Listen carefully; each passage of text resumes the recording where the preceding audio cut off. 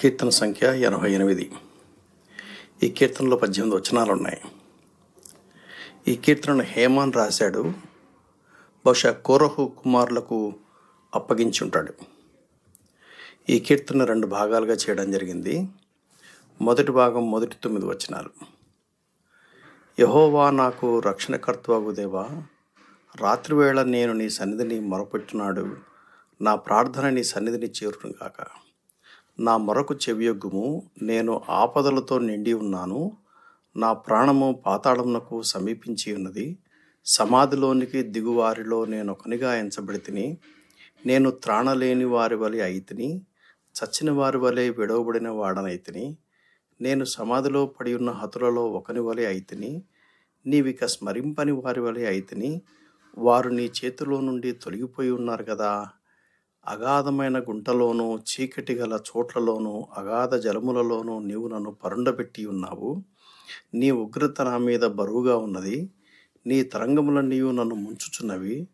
నా నెలవరులను నాకు దూరముగా నీవు ఉంచి ఉన్నావు. నీవు వారి దృష్టికి నన్ను హేయునిగా చేసి ఉన్నావు. వెలుపలికి రావల్ల కాకుండా నేను బంధింపబడి ఉన్నాను. బాధ చేత నా కన్ను క్షీణించుచున్నది. యెహోవా, ప్రతిదినము నేను నీకు మొరపెట్టుచున్నాను. నీ వైపు నా చేతిలో చాచుచున్నాను. ఈ భాగానికి పెట్టిన పేరు మరణఛాయలోనికి కూరుకుపోయిన కీర్తనకారుడు దేవునికి మొరపెట్టాడు. ఎటువంటి పరిస్థితుల్లో ఉన్నప్పుడు కూడా ప్రార్థించాలా అంటే ప్రార్థించాలని చెప్తుంది వాక్యం. కీర్తనకారుని యొక్క పరిస్థితి చాలా గందరగోళమైన పరిస్థితి. దాదాపు మరణపు అంచులో ఉన్నట్టుగా ఉన్నాడు. అయినా సరే అటువంటి పరిస్థితుల నుంచి ఆయన దేవునికి మొరపెడుతున్నాడు. మొదటి వచనం చూడండి. యెహోవా నాకు రక్షణకర్తవగు దేవా, రాత్రివేళ నేను నీ సన్నిధిని మొరపెట్టున్నాడు. నా ప్రార్థన నీ సన్నిధిని చేరునుగాక. నా మొరకు చెవియొగ్గుము అని అంటాడు. అయితే ఈ భాగంలో మనం ఏం చూస్తామంటే ఆయనకు వచ్చినటువంటి బాధలో దేవుని మీద ఏదో నెపం వేసినట్టుగా అనిపిస్తుంది. 6వ వచనంలో అంటాడు, అగాధమైన గుంటలోనూ చీకటి గల చోట్లలోనూ అగాధ జలములలోనూ నీవు నన్ను పరుండబెట్టి ఉన్నావు. నీ ఉగ్రత నా మీద బరువుగా ఉన్నది. నీ తరంగములు నీవు నన్ను ముంచుచున్నవి. నా నెరవురులకు నాకు దూరముగా నీవు ఉంచి ఉన్నావు. నీవు వారి దృష్టికి నన్ను హేయునిగా చేసి ఉన్నావు. వెలుపలికి రావల్ల కాకుండా నేను బంధింపబడి ఉన్నాను.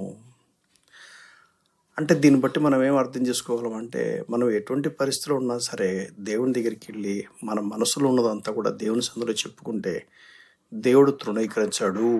ఈ కీర్తనకు పెట్టినటువంటి పేరు కూడా అదే. అది మనం చేయాలి. సర్వసాధారణంగా మనం ఏం చేస్తామంటే మనం రిజైన్ చేసేస్తాం. మనం దేవునికి ఎందుకు మొరపెట్టాలి, ఎందుకు ప్రార్థన చేయాలి అని అనుకుంటాం. తర్వాత భాగం చూడండి. 10వ వచనం 18 దాకా.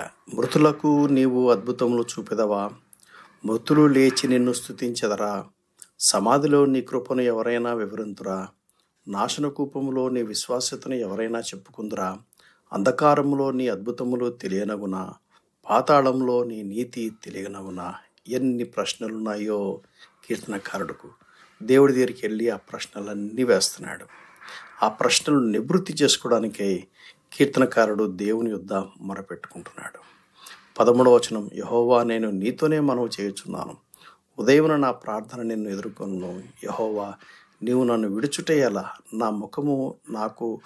నీ ముఖము నాకు చాటు చేయుట ఎలా? బాల్యము నుండి నేను బాధపడి చావునకు సిద్ధమైతిని. నీవు పెట్టు భయము చేత నేను కలవరపడుచున్నాను. నీ కోపాగ్ని నా మీదికి పొర్లి ఉన్నది. నీ మహాభయములు నన్ను సంహరించి ఉన్నవి. నీళ్లు ఆవరించినట్లు అవి దినమెల్ల నన్ను ఆవరించుచున్నవి. అవి నన్ను చుట్టారా చుట్టుకుని ఉన్నవి. నా ప్రియులను స్నేహితులను నువ్వు నాకు దూరముగా ఉంచి ఉన్నావు. చీకటియే నాకు బంధువర్గమాయను. ఈ భాగానికి పెట్టిన పేరు ప్రశ్నలను నివృత్తి చేసుకున్నట్టుకు కీర్తనకారుడు దేవుని యొద్ద మొరపెట్టుచున్నాడు. ఈ కీర్తనకు పెట్టిన పేరు ఏంటంటే, ఎటువంటి పరిస్థితిలో ఉన్నా సరే ఉన్నది ఉన్నట్టుగా దేవునికి మొరపెట్టచ్చు. ఏం పర్లేదు, దేవుడు స్వీకరిస్తాడు. దేవుడు ఖచ్చితంగా ప్రార్థన ఆలకిస్తాడు. తగిన జవాబును దయచేస్తాడు. తొట్టిల్లకుండా మిమ్మల్ని కాపాడుటకు, తన మహిమ ఎదుట ఆనందంతో మిమ్మల్ని నిర్దోషులుగా నిలబెట్టుటకు శక్తిగల మన రక్షకుడైన అద్వితీయ దేవునికి మన ప్రభువైన యేసుక్రీస్తు ద్వారా మహిమయు మహాత్యమును ఆధిపత్యమును అధికారమును యుగములకు పూర్వమును ఇప్పుడును సర్వయుగములను కలుగునుగాక. ఆమెన్.